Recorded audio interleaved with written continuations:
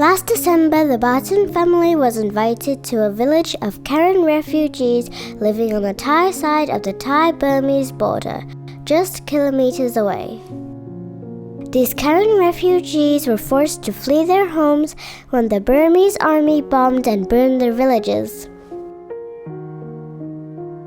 They asked us to share their story in case there might be those who would like to help in some way.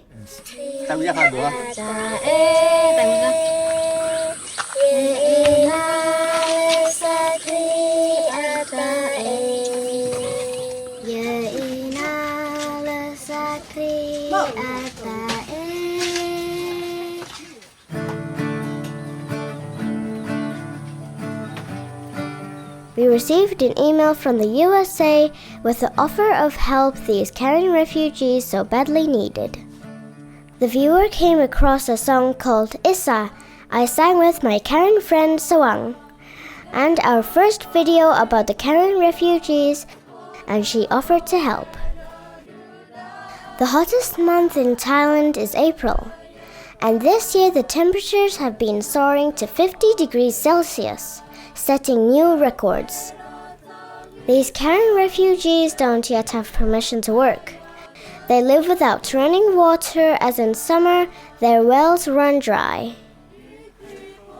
Nearby to us, we have a food superstore called Macro. Macro specializes in delivering food in bulk. Macro was really helpful and delivered everything we ordered free of charge to our door. My family and friends also wanted to help and collected clothes, all washed and folded with care, which we found very touching. Kun Ming has been really helpful over these past few years. Ming knew driving on the terrain from the main road to the village wasn't going to be possible with his usual transport lorry. He managed to pack everything into the type of truck he hoped would make it up and down the steep mountain roads and along the dirt track for the final stage of the journey to the Karen village. Close to the village, we had to stop. The weight of the load was just too much to chance driving down the hill to the bottom of the valley. So we shared the load between two trucks.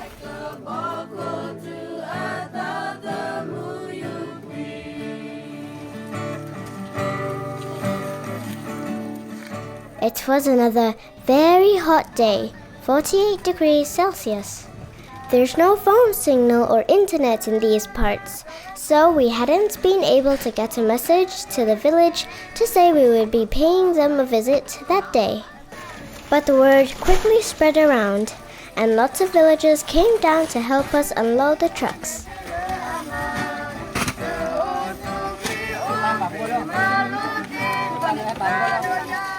There are lots of children in this village, some younger and older than me. They can all go to school in Thailand, but it's the summer school holidays, so food and drinking water aren't so easy for them to get at home.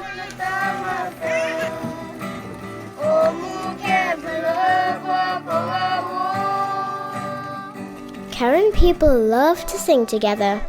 They have guitars, but we noticed they are all out of action due to broken strings. So we brought along sets of new strings to get them working again. Our friends in Bangkok collected lots of nice clothes for all ages. As refugees don't have an income but still need to care for their families, toys and clothes, especially for their children, I noticed were very much appreciated.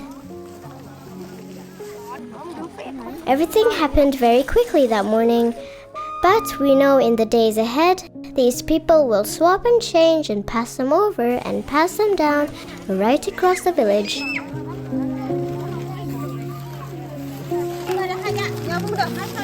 And for the children, a few chocolate treats.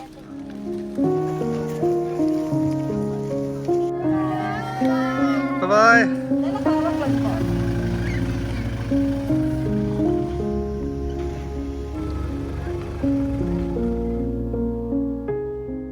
Back at home in our friend Glahan's village, we met many newly arrived refugees. and we visited them and listened to their stories.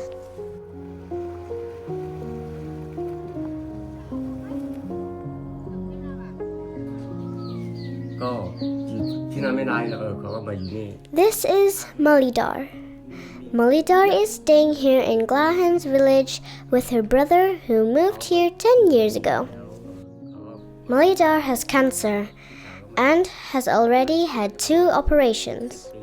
She was receiving chemotherapy in Burma, but the Burmese army recently blocked the roads, so she couldn't get treatment at her hospital anymore.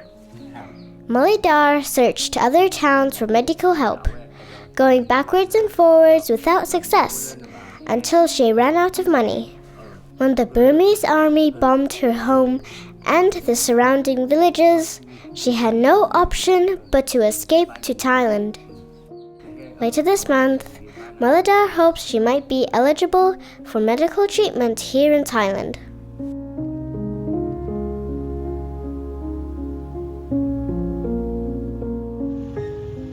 A 100 meters down the hill from Glahan's house is a newly arrived family of refugees.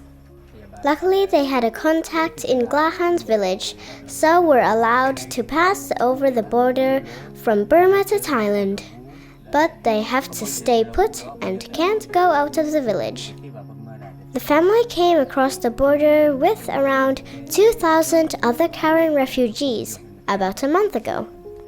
Hassar was working as a nurse at a hospital in Mita, but the Burmese army bombed her town and the surrounding villages. Hassar managed to escape to Thailand with her family. Just over the mountains, there's a war raging. The Thai army has closed the airspace to Burmese planes, and soldiers are posted along the border with Burma. As you know, the new name for Burma is Myanmar, but the Karens still call the country Burma, so we do too. These refugees asked us to pass on a big thank you for the generous help they received so unexpectedly from their new friend in the USA. So thank you!